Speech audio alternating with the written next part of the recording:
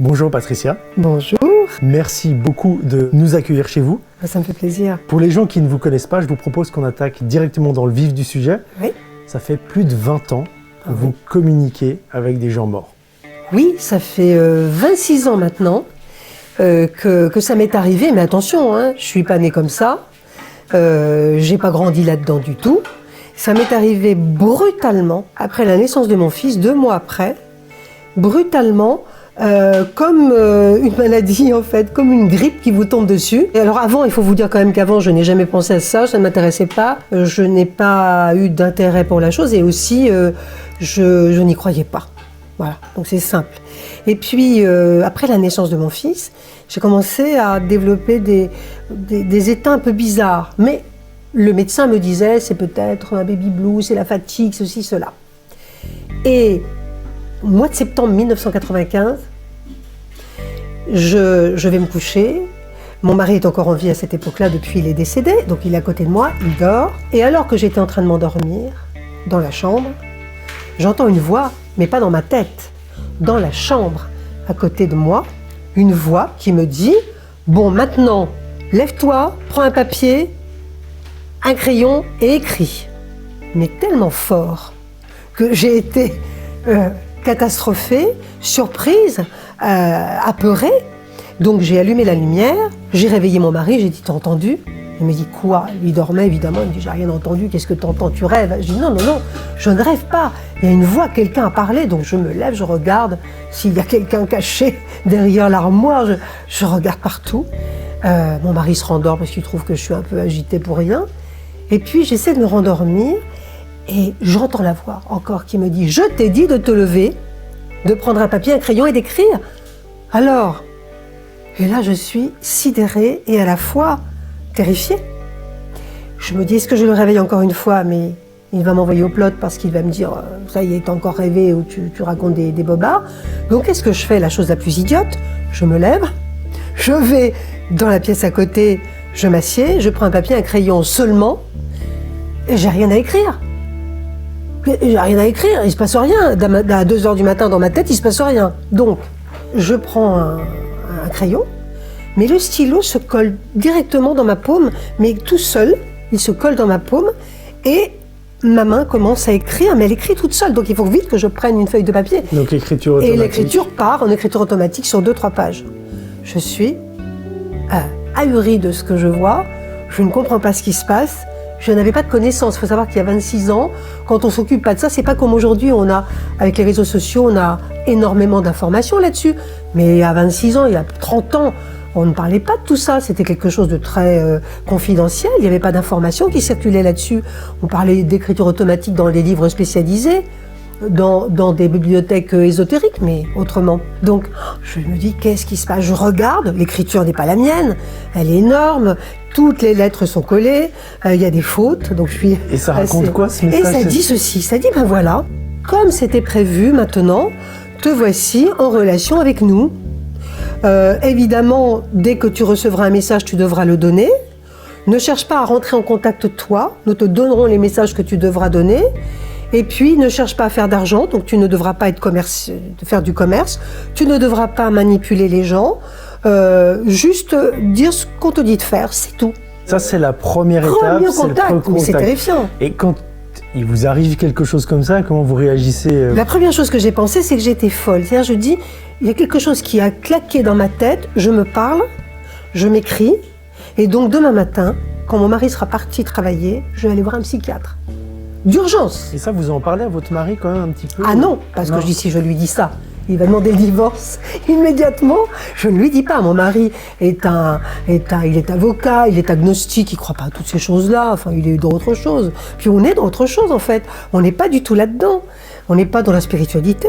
Donc oui, le premier réflexe de quelqu'un de normal, c'est se dire ouais, on devient fou, il y a un problème, oui. Et donc vous avez été voir un médecin. Il y a quelque chose, donc je vais voir un psychiatre, mais pour trouver un psychiatre à l'époque, c'est le bottin, c'est les pages jaunes de l'annuaire, et puis les psychiatres, ils ne vous prennent pas tout de suite. C'est des rendez-vous pour dans 10 jours, dans 15 jours. Je dis non, moi c'est ce matin, c'est urgent, c'est urgentissime, s'il y a une urgence. Donc j'en trouve un jeune, qui accepte de me voir. J'arrive chez lui et il me dit qu'est-ce qui se passe. Je lui dis ben voilà, je crois que je deviens folle. Voilà, j'écris ça cette nuit. Je lui raconte Je dis, je pense que je suis schizophrène. Il me dit, mais on n'est pas schizophrène comme on a attrapé une grippe. Il dit, ça n'a rien à voir. Est-ce que vous avez des signes avant-coureurs? Il n'y a pas de signes avant-coureurs. C'est pas ça. Et puis d'un seul coup, au moment où il me parle, je ressens encore cette chose qui arrive, je ressens la main qui veut écrire et je ressens le symptôme, parce que maintenant je les connais les symptômes quand il va y avoir communication. Je lui dis, vite, vite, donnez-moi un papier, un crayon, ça revient, ça recommence. Et là, il me tend un papier, un crayon, je lui dis surtout, pendant que je vais écrire, vous regardez ce qui se passe. Auscultez-moi, regardez mes yeux, regardez ce qui se passe. J'écris une feuille, lui me passe les feuilles, j'écris. Ah ouais, vraiment comme ça. Ouais. Et j'ai très mal au bras parce qu'en fait, ce qui est curieux dans l'écriture automatique, vous écrivez mais vous ne savez pas ce que vous écrivez puisque ça ne passe pas par vos pensées, ça ne passe pas par votre cerveau. C'est quelque chose d'extérieur. L'écriture, elle se fait à l'extérieur de vous. C'est pas d'écriture intuitive. Intuitive, ça veut dire quoi? Ça veut dire qu'on laisse divaguer la pensée. Mais moi, c'est pas la divagation de la pensée, c'est que je ne sais pas ce qui est écrit. C'est la main qui écrit. Ouais. Ça ne passe pas par mon cerveau. Et quand on déchiffre avec le psychiatre, on va découvrir qu'il parle de lui.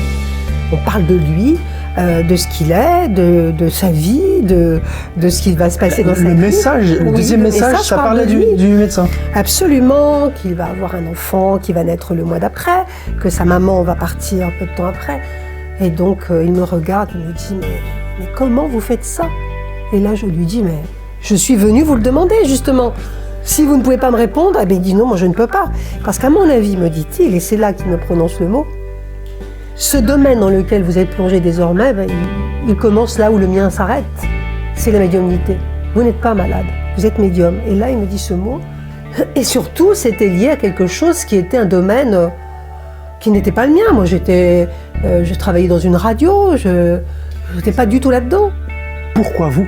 Pourquoi vous avez été choisi? Est-ce que vous avez cette réponse? Alors, je n'ai pas été choisie, encore une fois. Ils me disent toujours, c'était prévu. Il. Alors, il, c'est ceux qui me parlent. D'accord. On les appelle les guides, mais c'est tellement galvaudé que j'ose même plus dire le mot. Mais vous les voyez physiquement? Moi, j'appelle la hiérarchie. La hiérarchie, c'est mes patrons.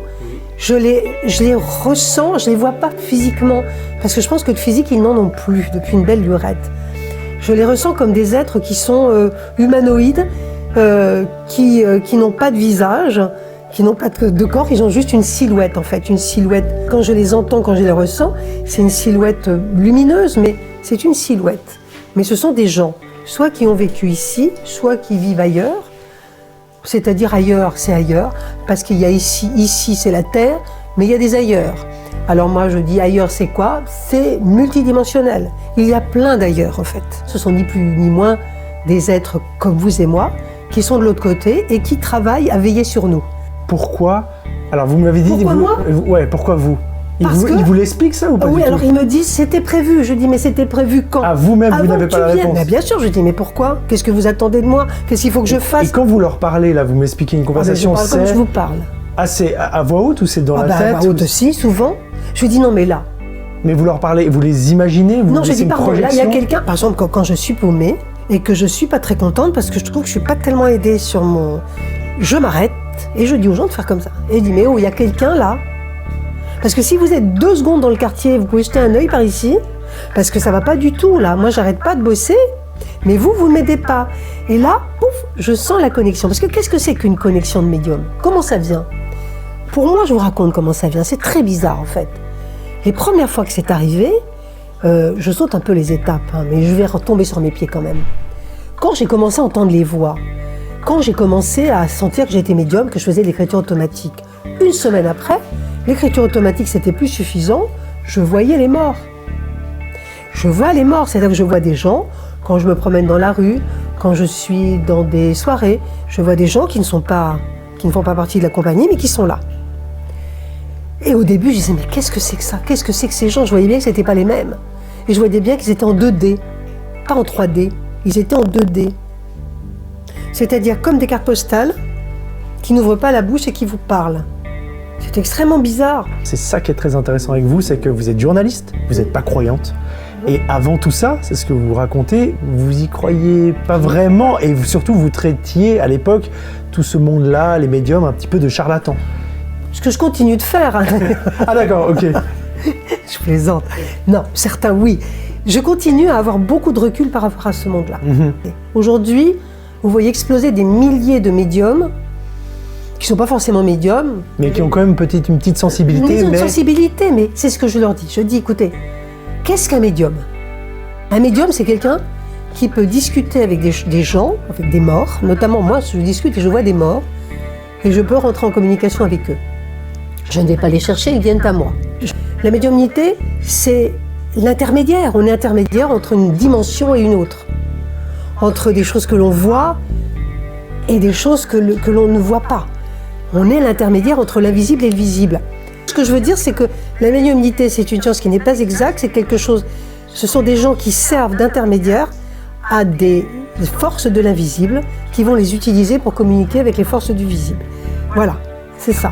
Faut pas croire qu'on arrive quelque part en disant « j'ai de l'amour, hop, je vous fais passer de l'autre côté, je suis passeuse d'âme ». C'est pas vrai, mais il faut arrêter avec ça. Il faut arrêter, je dis aux gens, alors je me fais évidemment très malmener, ouais. mais parce qu'il y a une mode qui veut qu'on soit passeuse d'âme et qu'on dise « ah, je fais une prière et il va passer ». Mais c'est ridicule, mais c'est grotesque ce truc, faut arrêter de dire des bêtises.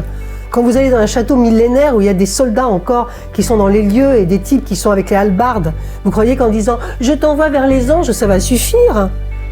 Non, il faut négocier, il faut jouer le rôle de négociateur. Et ça, vous travaillez sur plusieurs semaines, sur plusieurs jours. Oui, ça dure des semaines, des mois. J'ai jamais vu un truc avec une prière en disant « ah ça y est, il est parti, pouf, il s'est volatilisé ». Non, je crois qu'il faut maintenant... Je sais que la médiumnité est une mode depuis 10 ans. On est vraiment maintenant dans l'explosion de la médiumnité, de tout ce qui est paranormal. Mais il faut arrêter de créer des légendes, parce que les légendes ne font pas avancer Je trouve que la réalité du paranormal est tellement plus intéressante que les légendes que nous ont circulées, qu'elle mérite toute notre attention.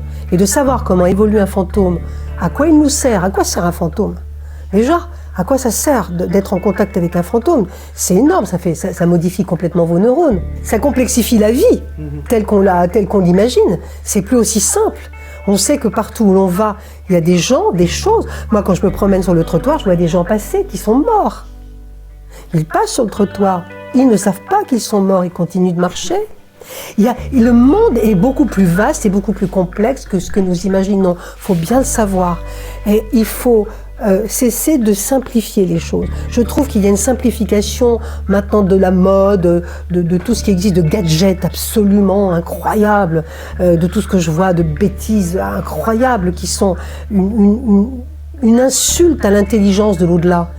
L'au-delà est une chose incroyable, intelligente, mystérieuse et qui nous enseigne énormément de choses. Moi, depuis presque 30 ans maintenant que je suis dans ce milieu et que je fais ça, j'ai changé, mais j'ai appris énormément de choses. J'ai lu quelques-uns de vos bouquins et c'est très frappant. Vous donnez tellement de détails très précis. Par exemple, vous arrivez à décrire les différents types de fantômes. Par exemple, un meurtrier, souvent, quelqu'un qui a fait du mal, ça va être en premier lieu une ombre. Et vous arrivez à donner des détails très précis. Des catégories de fantômes, en fait. Mais qui sont super troublants pour les gens, dont je fais partie, parce que vous parlez de tout ça de façon très naturelle, et nous, comme on n'a jamais vécu ça, c'est assez perturbant en fait. Là, vous me parlez de choses, moi je vous écoute depuis un moment, c'est hyper intéressant, mais c'est waouh. Je vis tellement là-dedans que j'ai l'impression que tout le monde est à même de comprendre tout ça. Je me rends compte, et on me l'a déjà dit, il faut que je fasse attention parce que je parle de choses que moi je vois, que je perçois, dont je n'ai pas peur parce que maintenant, depuis le temps, évidemment, j'ai fait le tour de la question, enfin, quoique pas encore tout à fait, mais je me rends compte que quelqu'un qui n'a pas vu, qui n'est pas là-dedans et qui peut être effrayé, n'est pas forcément à même de comprendre, d'admettre et puis de recevoir l'information. C'est une information quand même très troublante. J'ai lu le livre « Il y a quelqu'un dans la maison ». Oui. C'est un livre qui compile en fait des nettoyages de lieux, etc. Et quand j'ai lu votre bouquin, c'est méga impressionnant. Je sais pas, les activités ou les phénomènes paranormaux qui se déroulent, que vous vivez à plusieurs, c'est assez rare aussi, avec les propriétaires, vous-même. Parce que vous, souvent, un médium peut capter des choses, mais quand un être vivant le capte aussi, c'est assez fou. Et là, vous me dites que je peux vous suivre sur un lieu, mais bien on sûr. y va maintenant, on arrête ce tournage, on y va Oui, maintenant. il faudra bien sûr qu'il faut...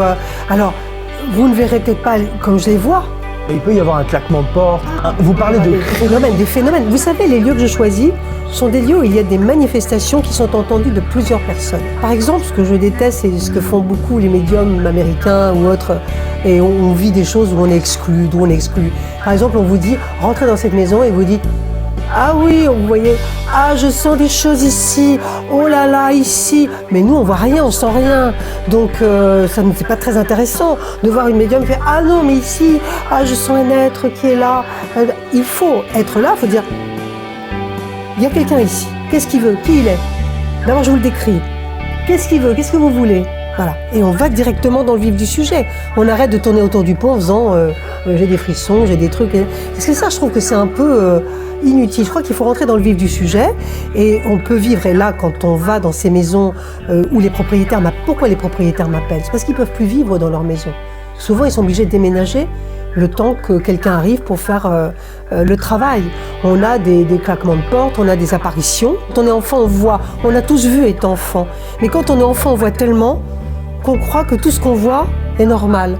Je suis persuadée que vous aussi, comme moi, comme tous ceux qui vous regardent, ont vu des choses dont ils pensaient que c'était normal, mais qui n'étaient pas des êtres de chair et de sang. Je pense pas avoir vu un fantôme. J'en suis sûre que vous en avez vu. Ok. Tous les enfants jusqu'à 7 ans ont vu des fantômes, mais sous la forme d'êtres humains.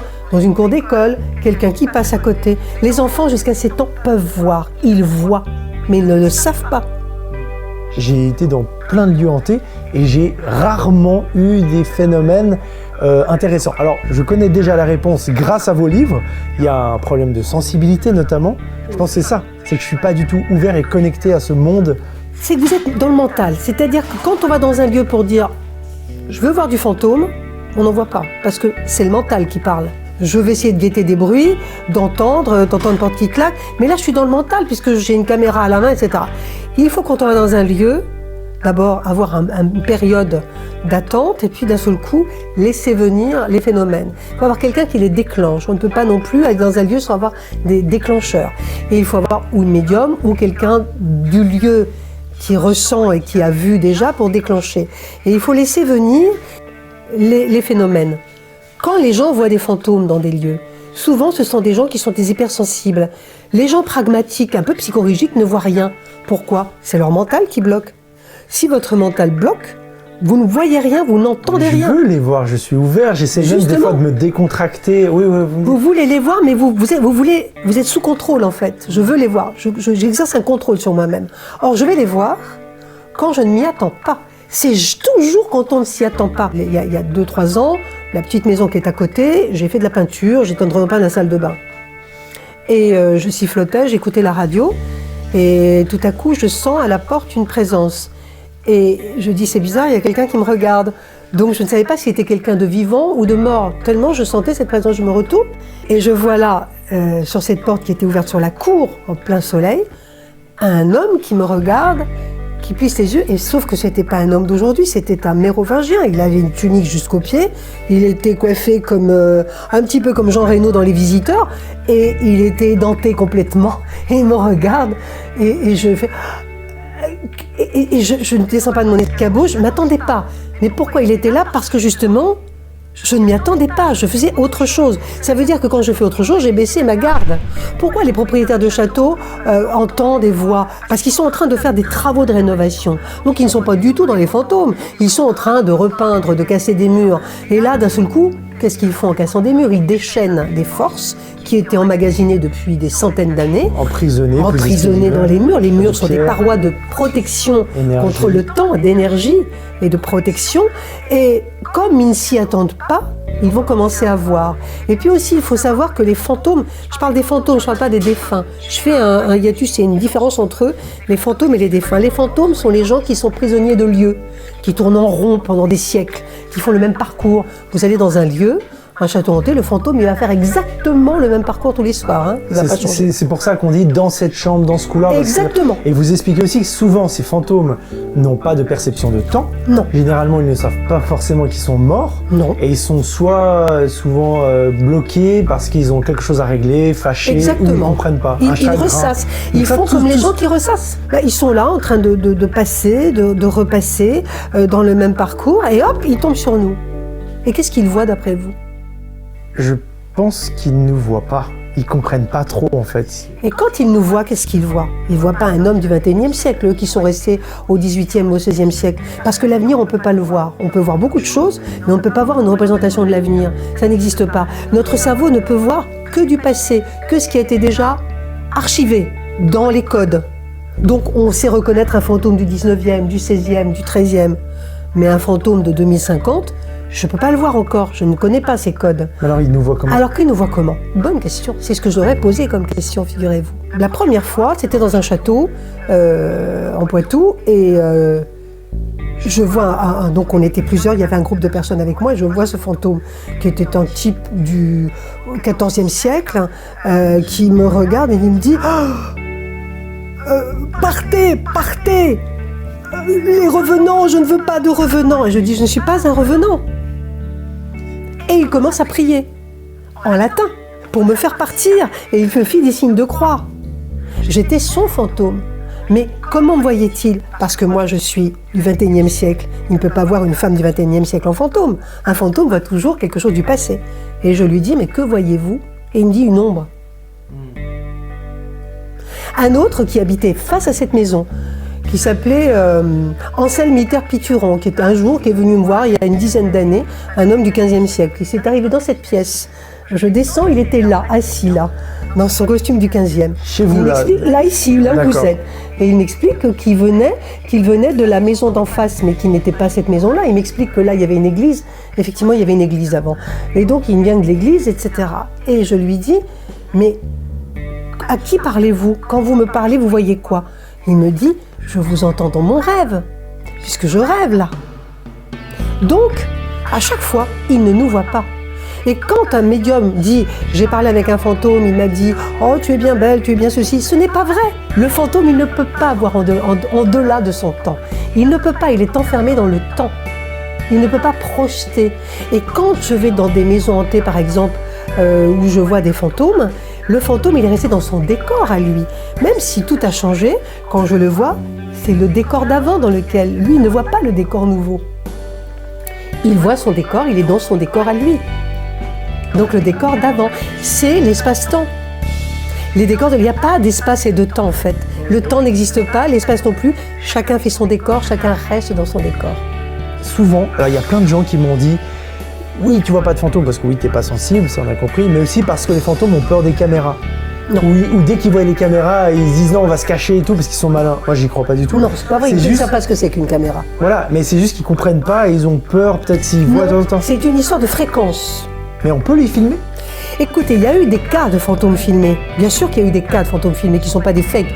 Alors évidemment, si on va sur Internet, on tape fantôme, on a tous les fakes du monde.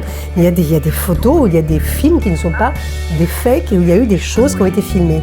Seulement, c'est une histoire de fréquence. Comment un fantôme vient parler à un médium et comment un fantôme peut passer devant une caméra? Parce que sa fréquence est compatible à la fréquence émise par la caméra. C'est la loterie. Pourquoi moi, par exemple, je reçois en message que des militaires ou pratiquement que des militaires, des chevaliers du Moyen-Âge, des gens du XVIIIe siècle, des guerres napoléoniennes, des soldats de la guerre 14. Le dernier, c'est un SS de la guerre 39-45. Je dis un jour, pourquoi que des espions, des agents secrets ou des militaires? On me dit c'est une histoire de fréquence. Ils savent qu'ils ont des entrées en disant oh là il y a une connexion. Oui, c'est ça. Ils savent que c'est très fort parce que je voulais en parler plus tard. Mais effectivement, vous parlez à toutes sortes de fantômes lambda, mais vous avez aussi parlé à des célèbres personnes de sur notre terre, dans notre dimension ici, type Jeanne d'Arc, Oscar Wilde et ce fameux SS, Napoléon évidemment. C'est incroyable. Comment ça se fait qu'ils viennent vous voir vous? Pourquoi vous? D'abord, c'est des soldats. Il y a bien d'autres Oui, il y a d'autres, mais il leur faut... Alors, je ne sais pas le pourquoi, parce que c'est une histoire vraiment de fréquences comme les fréquences dont on parle quand on parle des micro-ondes, etc. C'est une histoire d'ondes, en fait. C'est comme si un esprit a besoin de communiquer et il va mettre son détecteur d'ondes, il va faire tout, il va chercher un médium, il va faire tout, celle-là, elle me reçoit. Elle me reçoit 5 sur 5. C'est comme ça que ça marche. Il y a des médiums qui captent des gens que je n'aurai jamais. Il y a des gens que je capte que d'autres médiums n'auront pas. Pourquoi? Parce qu'on n'est pas sur les mêmes fréquences. C'est une compatibilité de fréquences, comme une radio qui reçoit certaines fréquences. C'est toute une histoire d'ondes. C'est absolument à l'image des ondes et de l'ordinateur, l'au-delà. C'est exactement la même chose. Exactement la même chose. L'au-delà n'est pas un lieu. L'au-delà est un espace, une dimension. La dimension n'est pas un lieu objectif. C'est-à-dire c'est à l'image de notre culture. Je donne un exemple. Les gens qui font une ENDE, vous savez ce que c'est qu'une ENDE? Bon. Expérience post-mortem. Le cœur s'arrête de battre et il vit néanmoins, il a un souvenir et une conscience qui continue de fonctionner. Ces gens que l'on réanime et qui vous racontent ce qui s'est passé entre le moment où le cœur s'est arrêté et leur réanimation. Et là, ils vivent des choses incroyables, le temps n'existe pas, et ils décrivent des lieux, des villages, des maisons, des ruisseaux, des prairies, de l'herbe vivante, de la lumière vivante. Alors, ça veut dire quoi, lumière vivante? On décrit des lieux où tout est vibratoire. C'est-à-dire que même les brins d'herbe sont vivants et les gens vous disent, c'est marrant, je regarde l'herbe et je deviens l'herbe. C'est-à-dire qu'on est au summum de la conscience. Mais ça ne veut pas dire que c'est objectif, ça ne veut pas dire qu'il y a une prairie avec des brins d'herbe qui sont vivants. Ça veut dire que nous la créons quand nous passons de l'autre côté. Ce sont nos créations, notre conscience. En fait, ce qu'il faut bien comprendre, et la difficulté de la compréhension, c'est que c'est très compliqué la mort. L'au-delà, c'est pas simplement la survie d'un défunt qui s'en va, qui nous embrasse et qui nous aime. C'est beaucoup plus compliqué. Ça veut dire qu'on continue de vivre, on est toujours en connexion, mais on développe une conscience. Notre conscience est quelque chose qui est un monde à l'intérieur de nous, que l'on développe encore plus, et on développe toutes les connexions. En fait, depuis que nous existons, depuis la nuit des temps, vous existez depuis la nuit des temps, hein, Julien. Depuis une éternité, vous existez. Vous avez changé de forme, vous avez changé de société, vous avez changé de dimension. Vous êtes arrivé là, vous allez repartir ailleurs un jour. Mais vous avez fait 1000 choses. Vous avez fait des expériences. Là, vous expériencez plein de choses. Mais vous continuerez encore après. Et vous avez sans doute déjà fait ça ailleurs. Avant, je vais souvent seule dans les lieux hantés parce que à chaque fois, il y a eu des moments de panique où les gens n'ont pas résisté à la tension, où ont perdu un peu la raison, où ont perdu un peu pendant quelques temps. Il y a eu ça, et puis j'ai même eu une amie qui a fait une crise cardiaque en pleine chasse aux fantômes parce c'était trop. Alors c'est des gens très sensibles alors? Non, c'est des gens qui ne s'attendent pas. Alors, on s'attend à vivre des choses, mais on ne s'attend pas à ressentir ce qu'on va ressentir. C'est pas d'écouter, d'entendre des bruits, une porte qui claque, qui fait peur. C'est l'énergie qui se dégage et qu'on va capter à ce moment-là, qui est une énergie surhumaine. Ce n'est pas une énergie humaine, c'est surhumain. C'est-à-dire que ça n'a plus rien de normal et d'humain. C'est décuplé. Mais donc ça, c'est des mauvaises entités? Non, même les bonnes. Par exemple, vous allez être en contact avec quelqu'un de malheureux. Vous allez ressentir une énergie, non pas une énergie de tristesse, mais une énergie de super tristesse. C'est-à-dire quelque chose qui va vous envelopper. Il va falloir résister à cette chose qui va être surhumaine. Tout est surhumain. Et un jour, cette amie, peut-être qu'elle va vous regarder, qu'elle va se reconnaître. On était partis pour voir un château pas très loin d'ici. Et c'est une férue de photos. C'est une geek, une webmaster. Elle est très, très... Et elle avait envie de faire des photos de ce qu'on allait voir. Et puis, je lui avais dit, il peut arriver, et ça arrive de temps en temps, dans des châteaux, dans des lieux très hantés comme celui-là, que des esprits passent, s'emparent de ma voix, de mon corps, rentrent pendant quelque temps et parlent. Et surtout si ça arrive, je ne sais pas si ça arrivera, mais si ça arrive, surtout pose-lui plein de questions. Mais vous êtes comment? Moi je dors, c'est comme si je dormais. D'accord, vous vous endormez. Quand ça arrive, je dors, c'est comme si je perdais connaissance en fait. Mais vous acceptez, c'est-à-dire vous autorisez une... Quelquefois c'est par surprise, hein. Je veux dire, ils arrivent et hop, je les sens arriver, c'est trop tard. Ils ont besoin de s'exprimer, mais ils savent que je suis médium, donc fréquence. Elle peut, donc j'y vais. Elle peut, donc j'y vais. Qu'est-ce qui se passe? Alors il se passe que donc elle était là avec la gardienne et moi je me souviens pas ce que j'ai dit parce que ce qu'elle a dit, l'autre a dit. Mais ce qui s'est passé, c'est que quand je suis revenue à moi, elle était fort troublée. Et je lui ai dit, qu'est-ce que tu as dit? Mais rien. Elle me dit, qu'est-ce que tu veux que je dise? C'était pas toi. Mais vous changez de voix? Oui. tout change, la Tout langue, change. la voix. Le regard, parce que c'est bien mes yeux qui sont là, mais c'est le regard de quelqu'un d'autre. Les yeux restent les mêmes, mais l'expression n'est plus la même. Un jour, j'ai incorporé comme ça, devant une dizaine de personnes, dont un historien qui était présent, un homme du XVIIIe siècle. D'ailleurs, on a retrouvé dans les archives, 6 mois plus tard, son nom. Alors qu'on ne le connaissait pas, c'était un anonyme, mais on l'a retrouvé parce qu'il avait été pendu en place publique. Et cet homme-là, j'ai vu un petit morceau de film, elle a été filmée à l'époque par quelqu'un qui avait un téléphone et qui avait filmé la chose. Et effectivement, c'est très dérangeant, parce que je me vois, c'est bien moi, sauf que le regard, c'est pas moi, sauf que ma façon de me tenir, c'est pas moi, sauf que la voix, c'est bien mon timbre. Mais c'est plus ma voix. C'est-à-dire qu'il parle avec un accent, un français du XVIIIe siècle, c'est-à-dire avec un accent pas possible, on ne comprend pas grand-chose. Il parle de choses qu'on ne comprend pas bien parce qu'il parle de gens qu'on ne connaît pas, de quartiers qui n'existent plus. Et vous vous dites, il y a quand même une dichotomie entre vous et vous. Vous dites, c'est moi, mais c'est pas moi. C'est très dérangeant. Donc j'en ai vu un tout petit bout, j'ai dit j'arrête parce que ça me dérange. Et quand les gens sont autour et que d'un seul coup, je me mets à être habitée par une entité que je commence à regarder bizarrement, à avoir une expression... Ça vous arrive régulièrement? Relativement quand même. Ah ouais. Et je dis aux gens, surtout n'ayez pas peur, parlez-lui. Mais parlez-lui. Et les gens sont figés. Parce qu'ils ont peur, bien sûr qu'ils ont peur. Et c'est dommage parce que je dis, on manque des informations.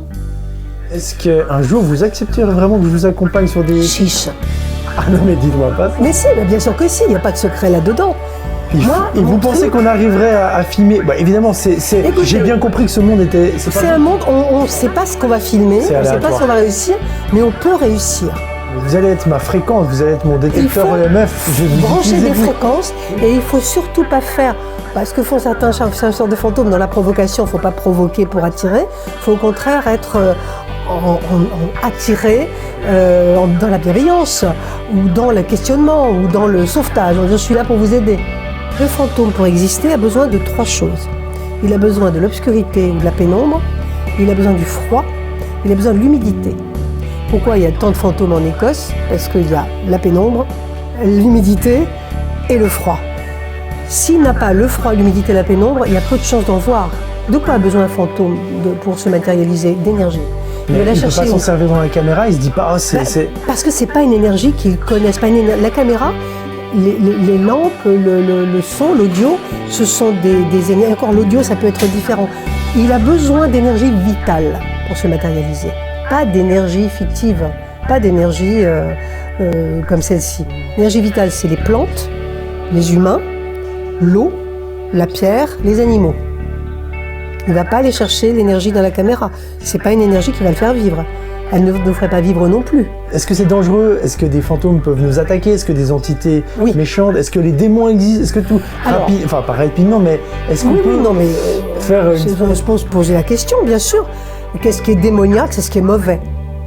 Le démon en tant qu'archétype décrit dans la Bible, par exemple, moi je ne l'ai jamais rencontré, mais j'ai rencontré des entités extrêmement mauvaises, mais qui étaient malincores. Ah oui, puis mauvaises. Le mal, la perversité, etc. Oui. Qu'il fasse du mal. Oui, j'ai été bousculée fortement par des bras invisibles 2-3 fois déjà dans ma vie. On a tenté de me basculer par-dessus une rambarde, on m'a attrapé par le bras, on m'a projeté contre un mur alors qu'il n'y avait personne, et devant témoin, j'ai été soulevée et projetée contre un mur. Oui, il y a des attaques, mais des attaques sérieuses. Et si vous avez peur, alors là, pour eux, c'est extraordinaire, c'est formidable, c'est une opportunité merveilleuse. J'ai essayé 3 fois d'arrêter.